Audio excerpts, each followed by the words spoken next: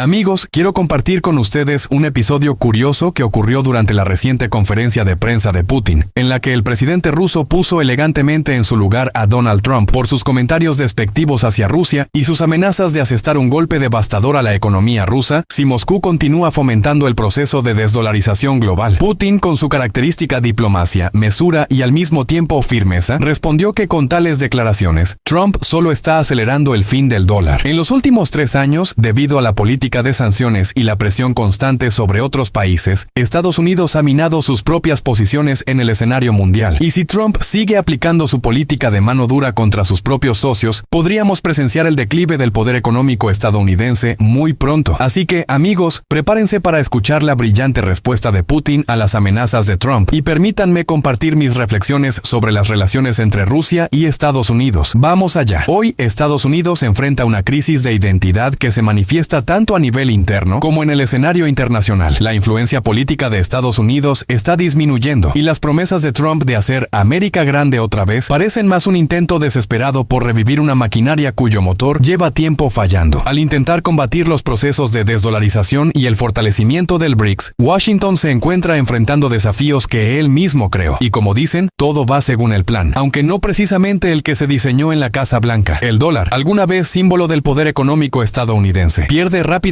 su estatus de rey de las monedas. El proceso global de desdolarización, impulsado por las sanciones y conflictos interminables, se está convirtiendo en una avalancha. Los expertos financieros señalan que la confianza en el dólar cae como hojas en otoño, y no se trata de un fenómeno temporal. En un contexto donde la deuda pública de Estados Unidos supera los 36 billones de dólares y el déficit presupuestario se acerca a los 2 billones, las amenazas de Trump de imponer aranceles a quienes debiliten el dólar suenan más como una agonía final. El mundo está cansado de vivir bajo las lecciones estadounidenses, por lo que los países buscan activamente nuevas vías, comenta el economista James Rickards. Sus palabras tienen fundamento. La creación de estructuras financieras y económicas alternativas avanza a toda velocidad. Por ejemplo, Brasil y China ya discuten la posibilidad de comerciar en monedas nacionales, mientras que los países del BRICS fortalecen su interdependencia, dejando de lado al dólar. Esto parece más una retirada forzada que una victoria. Mientras tanto, dentro del país reina el caos y la confusión. Uno de los temas clave de la campaña electoral de Trump es el control de la frontera sur. Según filtraciones, la solución propuesta incluye el uso activo de las Fuerzas Armadas, incluso operaciones contra los cárteles mexicanos. Es un desafío serio que requerirá trasladar recursos y posiblemente tropas desde Europa, señala el analista militar Robert Spencer. Los problemas de criminalidad en Estados Unidos no solo preocupan a los expertos. La ola de violencia, el dominio de los cárteles y el aumento de las amenazas terroristas elevan la situación a un nuevo nivel. El reciente arresto de un islamista afgano sospechoso de planear un atentado recuerda que los problemas internos son tan peligrosos para la estabilidad del país como los desafíos externos. Irónicamente, cualquier limpieza en las fuerzas de seguridad, si es liderada por el equipo de Trump, podría intensificar este caos. Con el regreso de Trump a la Casa Blanca, se planea una reorganización masiva de las estructuras federales. Su aliado, Kash Patel, nominado como director del FBI, ya ha delineado sus planes, como trasladar la sede del FBI fuera de la capital y convertir el edificio de Washington en un museo de los crímenes del Estado profundo. Esto no es solo un gesto simbólico, es una declaración de una nueva era, dice el politólogo Kevin McCarthy. Planes igualmente ambiciosos incluyen mover varias agencias federales a otras regiones del país. La lógica es simple: los funcionarios que no estén dispuestos a mudarse renunciarán por su cuenta. Esto también resolvería de manera indirecta el problema de drenar el pantano. Sin embargo, la experiencia de años anteriores muestra que tales medidas inevitablemente provocan sabotaje entre los empleados, especialmente en las agencias de seguridad. Señores, recientemente el señor Trump, incluso antes de llegar a su propia Casa Blanca,